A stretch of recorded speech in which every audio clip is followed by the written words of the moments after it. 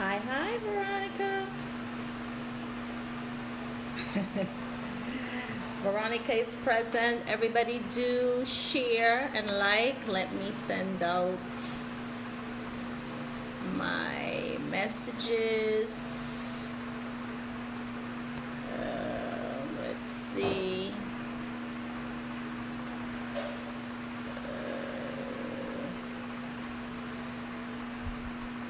By media. I'm pressing.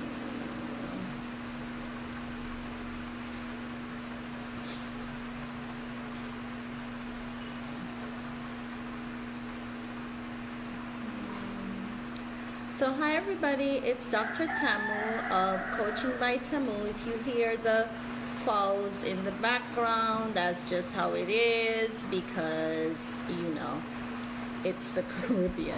All right. So come on in, do join me. So I'm sending out, and let me go live on Facebook as well.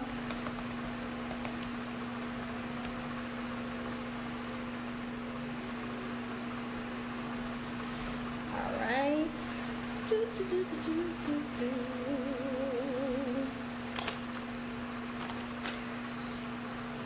All right, so we're queuing up for Facebook, and once we're live on there, I'll begin talking. As you know, I'm Dr. Tamu of Coaching by Tamu and Innovative Education and Training Solutions. How are you? It's been a crazy week for me. I've been doing a lot. I am in an innovation program at the University of Chile where I'll be inventing some tech as a precursor to another invention that I'm doing.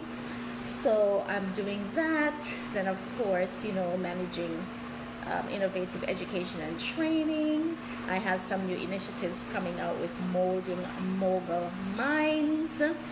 And of course, Jumpstart is on, and I'm also a professor at a university, so it's a lot. But guess what? I'm adding to my team, so you'll get to meet my new team members. So thank you. I see my Jumpstart people are on. I see Limitless Visionary, hello. I see Sassy V Clutches, hello. Make sure everybody is sharing the live. So, and if you meet me on the replay, hey. So today I'm talking about the customer journey. Now, the reason I'm talking about the customer journey is because we are of the impression, an incorrect impression, that your customer is static, and that how the customer engages with you is static as well. So nothing could be further from the truth, right? It's not so. So, let me invite Sasha. So the truth is that your customer takes a journey.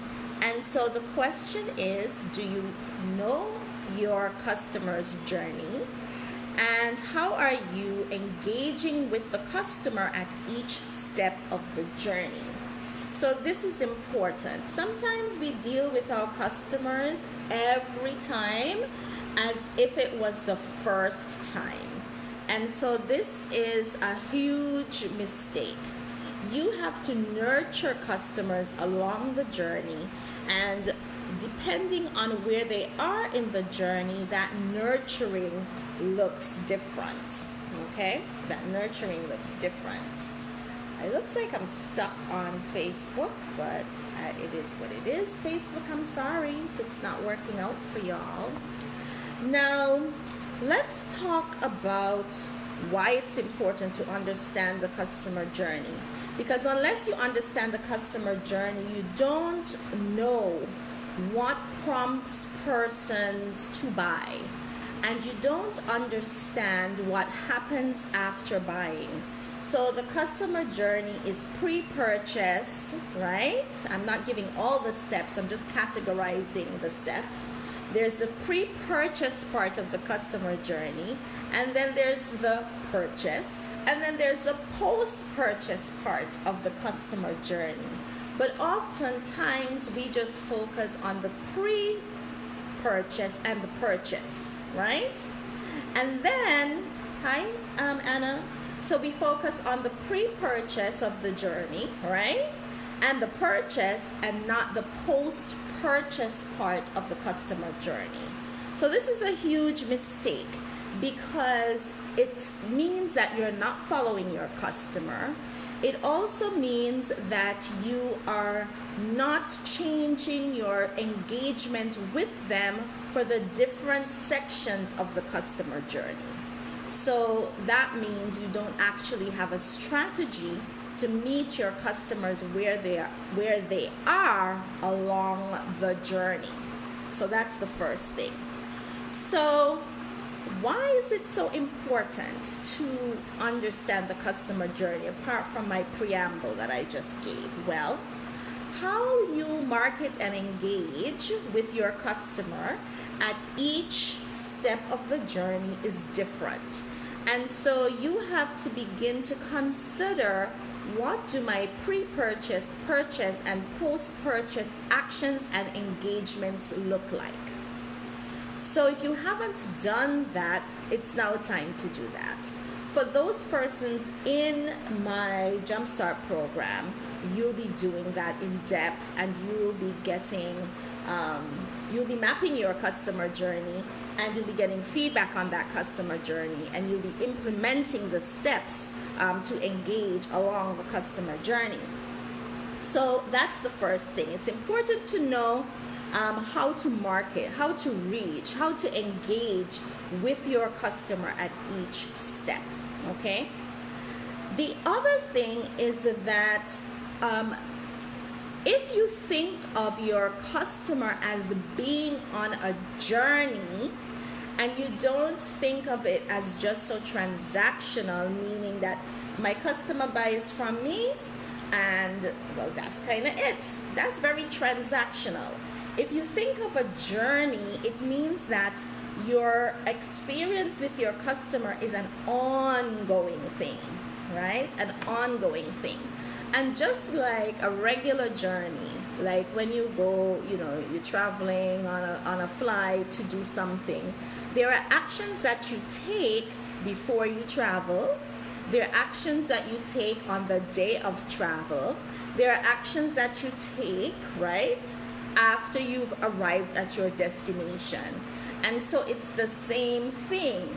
So you should not be considering your customer engagement as that one transaction.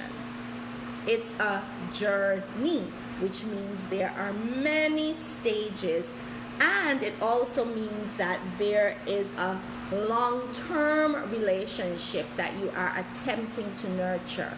So that's important. Oftentimes we think someone is our customer at the point of sale. So when they purchase, they're like, yeah, I've gotten a customer. Yeah, but how are you going to keep that customer? And the truth is, you also need to see people who are interested in that pre-purchase stage as a customer as well, because you're leading them along the journey. So Yathine says, yes, you can also use the customer journey to inform and direct your research and development. Yes, you have to keep the conversation going. So it's not just about purchase. It's not just about purchase. What happens after purchase? You're like, thank you for your money. It's been good. Peace out. That's what most of us are doing. So that's an issue there. Now, another reason, and if you think of things as a journey, then your mindset changes about who a customer is. And then you also realize that you have many more customers because most people are not considering the people who are interested, who are engaging, whether it be by social media, online, via email, etc. You're not counting them as customers, right? You're only counting them as customers when they buy. Yeah, but they are leads who are going to become people who purchase. But from the moment they are interested, you have to figure out how to move them from pre to purchase and then have them purchase again because of what you're doing post-purchase. That making sense? That making sense? Yeah, it should be making sense, right? So Sassy V Clutches says, so true. Yeah, it's really true. So let's see who is joining us. Davinia. I am just joined. Hi, Davinia. So, Davinia, we're talking about the customer journey, and we're saying that the customer journey is divided into some stages. I'm not giving the specific steps, but the stages can really be characterized as pre-purchase, purchase, and post-purchase. And the fact that it is a journey, it is a relationship, because you don't go on journeys with people you don't know. Think about you taking a trip, a vacation, a staycation now because of COVID. You're gonna go with your crew, right? Who you like and you adore, and you know y'all are talking before the trip, right? Before the trip, y'all are talking, y'all are planning, y'all are engaging. Then the day of the trip, y'all are showing up. There's a transaction that happens. But then when you get to your destination, there's more engagement. You're doing things. You're writing reviews. All of these things are happening. And it's no different in the customer journey. It is a process, not a transaction. And so sometimes that's why people are not nurturing their customers, because they see it as very transactional. So I'm always telling my clients that it is important to figure out how to have repeat business from the same person. That's when you know that you have a true customer, right? That's when you have a true customer. When you just have an individual who makes a purchase, that is not a customer. You want the engagement to continue for them to be a repeat customer, right? A friend to the business. That's what you're looking for. So another reason why it's important to understand your customer journey is that at every, like I said this already, but it bears repeating, at every single part of the journey, you have to determine what your customer requires and give it to them. And do you know that every customer, so if you have 100 customers, let's say, right, then 10 of them might be pre-purchased, maybe 20 of them might have purchased, and how much that? So 70 are now post-purchase. So are you just going to let your 70 post-purchase people drop down in a black hole, never to hear from you again? They never hear from you again until you have some sale. You ain't giving them no value. You ain't talking to them about nothing. You ain't trying to see what their needs are. You ain't doing nothing. And a lot of the times we can't do anything because you're not tracking the customer anyway. You're not tracking the customer anyway. Especially when you're doing things like pop-up shops and so on, you're not giving customers a way to continue the conversation. And I'm always telling people, when you go out, and I tell my clients all the time, when you go out and you're doing pop-up shops and so on, not only is it an awesome time for research and development, but it's an awesome time to capture data about customers' wants, desires, and the customers themselves so that you can reach them. otherwise, every time you're starting from scratch and you're not cultivating an email list or any sort of list where you can continue to pull them through the journey, whether or not they made the purchase at the pop-up, the event, the talk, etc. It means you're starting over every time. So how are you going to build momentum and get more people into pre-purchase to purchase if you're not having them follow you? You're not engaging with them because you don't know who they are. They don't exist. They come, they look, they say, oh, and then you keep it moving. So every time, so you know how we say in the Caribbean, one full basket. So you need the data, you need the customer list, and I can't say this enough. And when I had the interview with the Instagram queen, Hello Tobago, HT.biz Island, Devon Adana, she spoke to this, and I'm always talking about this as well, that we are relying on just keeping our data through followership in Instagram and on Facebook, and if y'all into TikTok or whatever. But these are not things that we own. And at any moment, and this happens all the time, these platforms, sometimes they go down, sometimes they change their algorithm, so the people who were really engaged or following you, they're no longer seeing you in their feed, and you have no other way to reach them. So you have to build your own vault of data.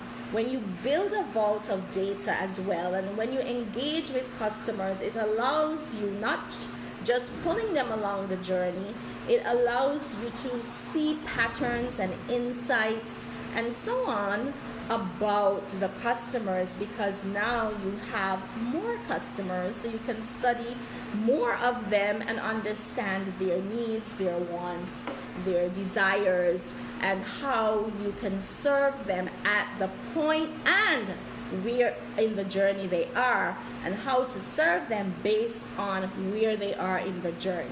So if you're just joining, hey, it's Dr. Tamu of Coaching by Tamu and Innovative Education and Training Solutions. And my job is really to scale Caribbean women to 6 and 7 figures in my Coaching by Tamu brand. I believe in empowerment through education and entrepreneurship.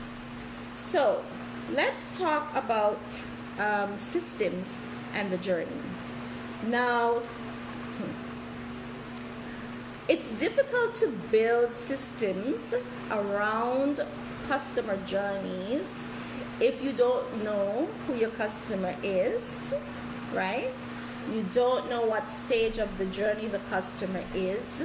So that's really your starting point to get to know, to collate, to capture.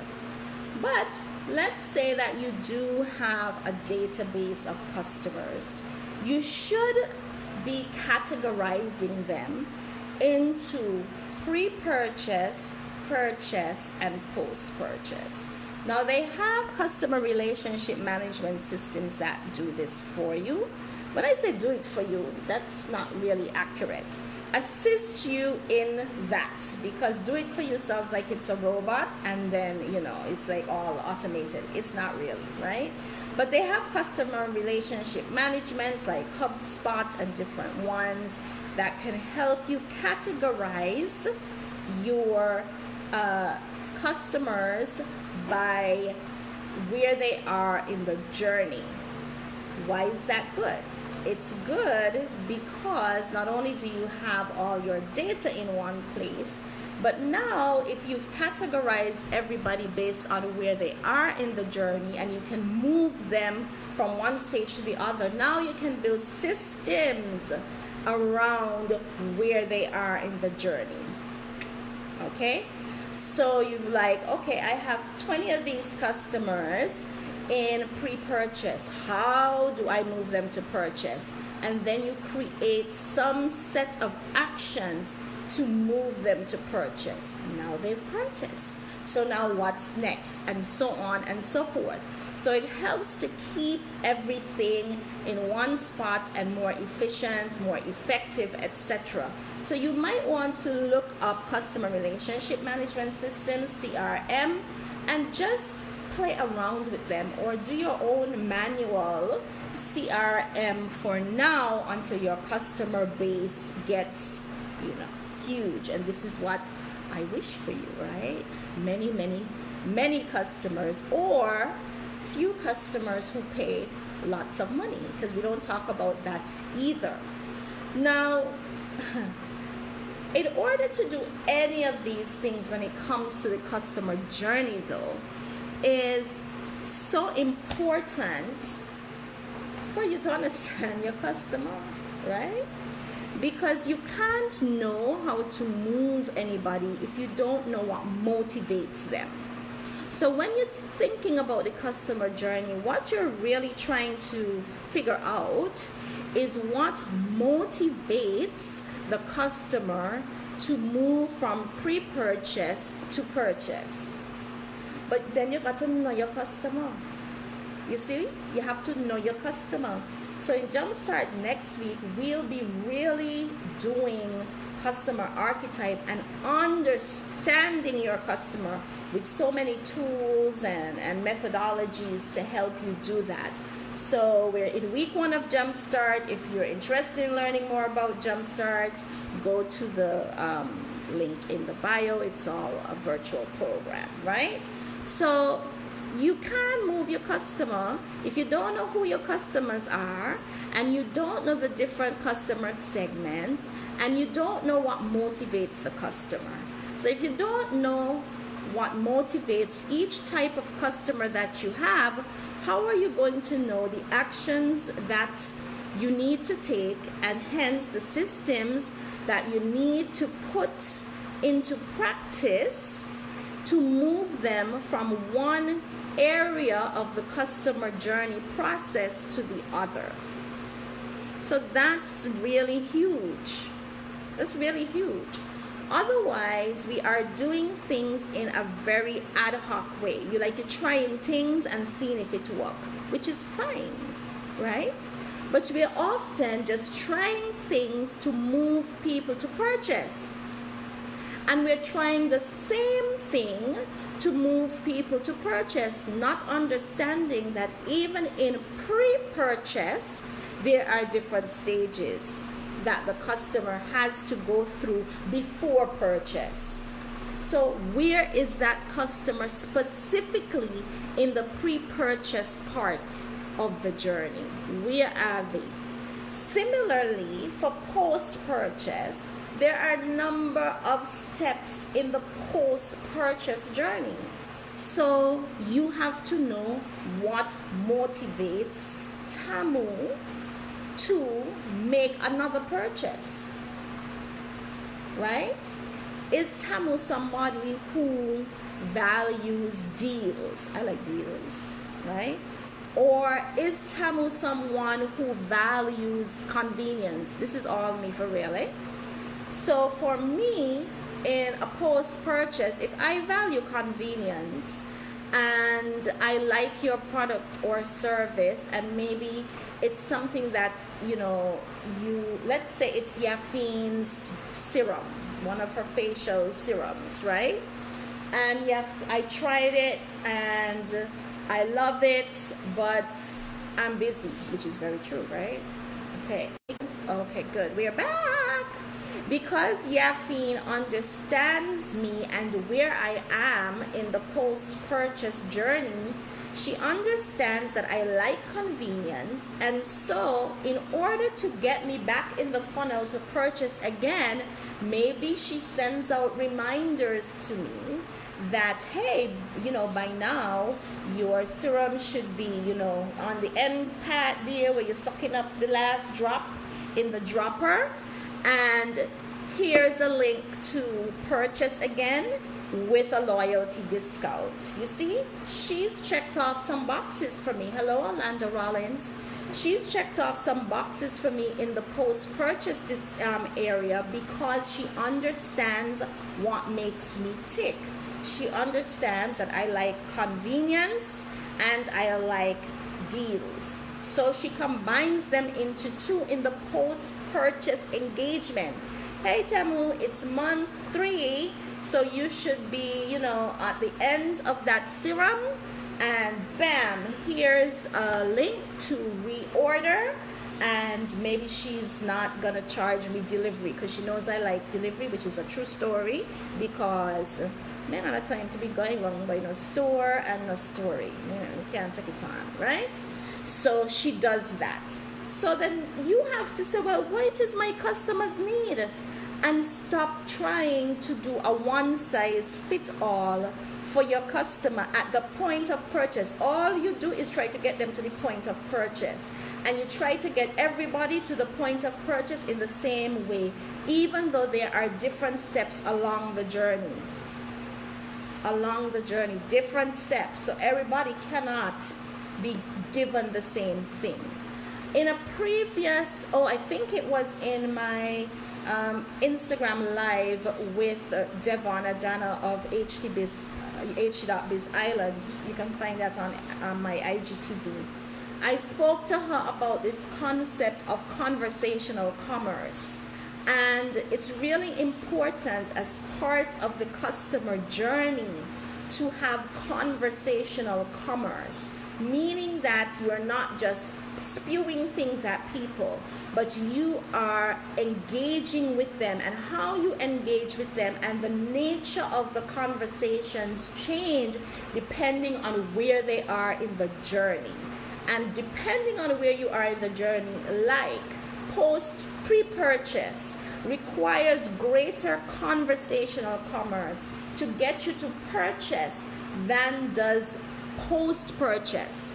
There are conversations happening in post-purchase, but those conversations look different and the frequency is less than they are in pre-purchase and even during purchase.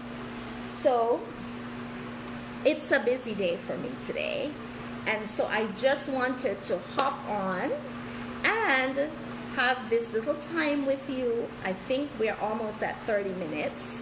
I have a meeting shortly. So I really wanted to just have this conversation about the customer journey. So let me reiterate. Hi, I'm Dr. Tamu. We are wrapping up. Let's reiterate. A customer goes through a journey. The customer's journey can be categorized as pre-purchase, purchase, post-purchase. In each of these categories or areas of the journey, there are different steps. How you engage with each customer is different depending on where they are in the journey. And so one size does not fit all. You have to meet your customers where they are in the journey. You should use a system or systems to know and categorize your database of customers. And since I said your database, it means you should create a database, fancy term, list of customers, which you can use a CRM or customer relationship management system to manage, okay? If you try to just dole out things to your customers, what you have are transactions. You do not have customers, okay? You cannot nurture relationships with transactions. You can only nurture relationships with customers. And all of this hinges on the customer understanding who your customer is, right? And I'll leave you there. There's Jumpstart still available. So if you want to register for Jumpstart, go to tamucoaching.com. Tap the link in the bio if you're on Instagram and see what we're about, and let's engage in some conversational commerce and get you in. Next week we're talking in depth. Those clients are getting in depth with their customer archetypes, right?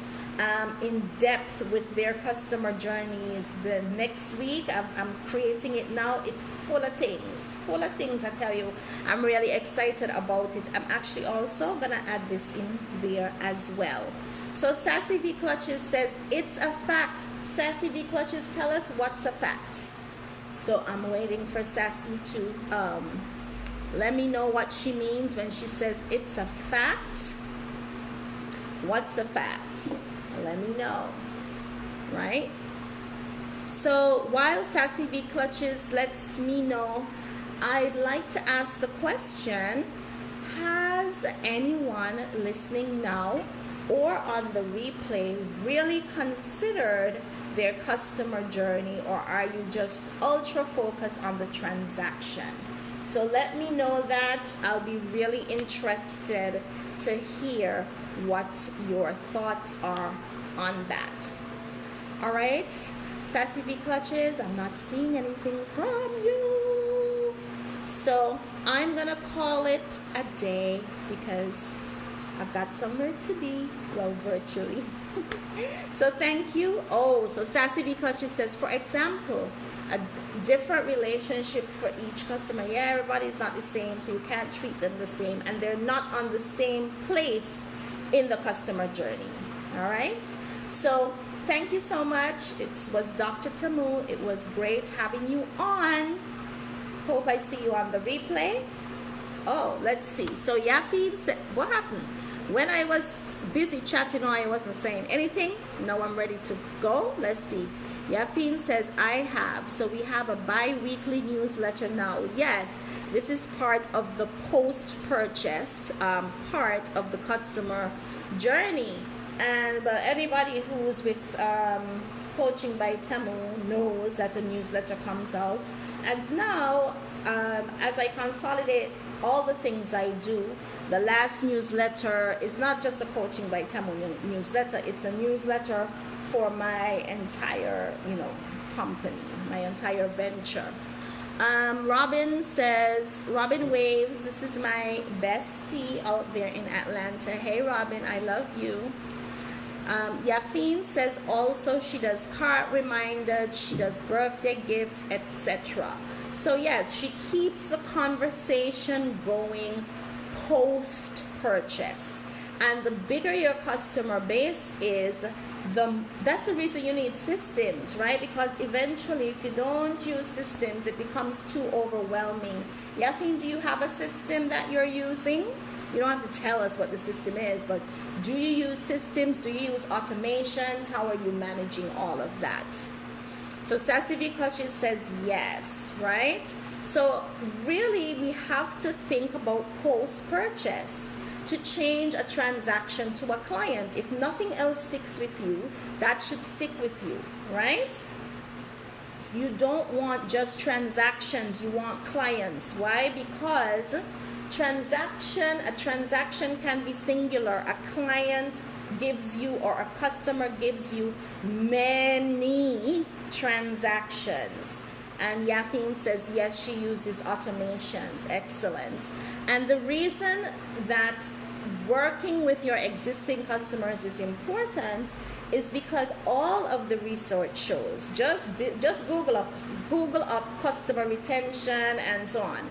All of the data shows that it is much easier to get a repeat sale from an existing client, and it is less costly than it is to acquire a new client. Do you know there's something called a customer acquisition cost? So the customer acquisition cost of a new customer can triple, quadruple what it takes to have a repeat purchase from an existing customer. So this is very important. But if you're not doing any post-purchase, right, then you are not nurturing that transaction to become the customer who is going to do the repeat purchase. Okay? And Yafin, yes, you're using automations, but there are more intelligent automations that can personalize the conversational commerce some more.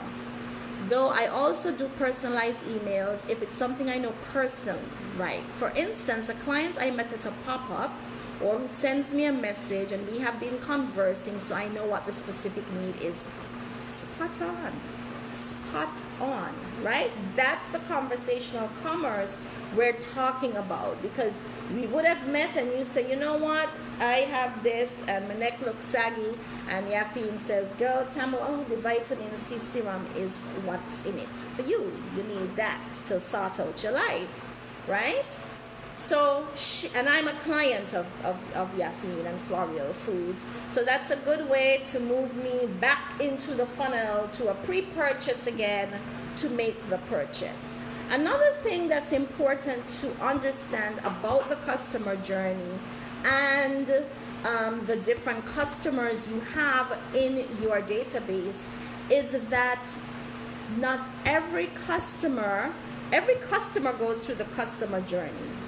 But not every customer will go through the customer journey at the same pace. So the time it takes for customer A to move from pre-purchase to purchase will be different from the time it takes for customer B to do so. And so what happens generally is that we abandon the customer that is taking longer to move back through the funnel or to move from pre-purchase to purchase. You're like, oh, they're interested. They're not interested. So all of a sudden, you stop engaging with them in any way. They're not hearing from you. And let me tell you, in this busy space where everyone is online and everyone is doing things, top of mind is what counts. So you just abandon them because, oh, well, they're not buying, and you discard them. You're not coming up with a new way to engage them. You're not realizing that they're just taking a longer time to go through the journey. And you don't know people's lives. You don't know. You don't know if they're taking a longer time to go through the journey because they have a medical emergency. Like one of my clients, I didn't hear from her. You know, she's in the pre-purchase part of the journey.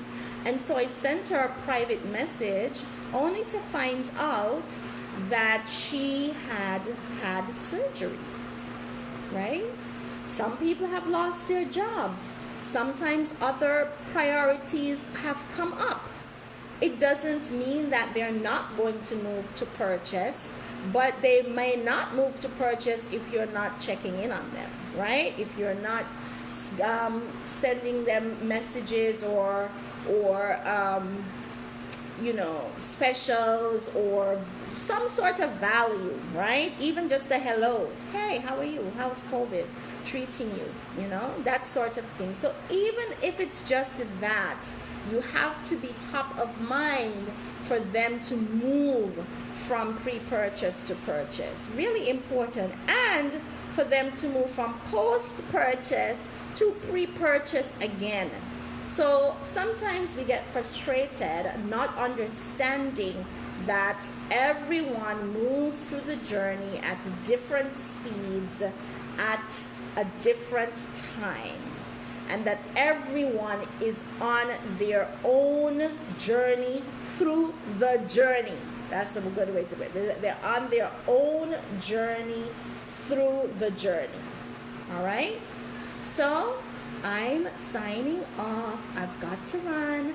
Thank you for joining me for this lunchtime. It's Dr. Tamu of Coaching by Tamu, Innovative Education and Training Solutions, and my goal is to scale people, develop ventures, impact lives and livelihoods so that our Caribbean people can live the wealthy lives they deserve. Bye.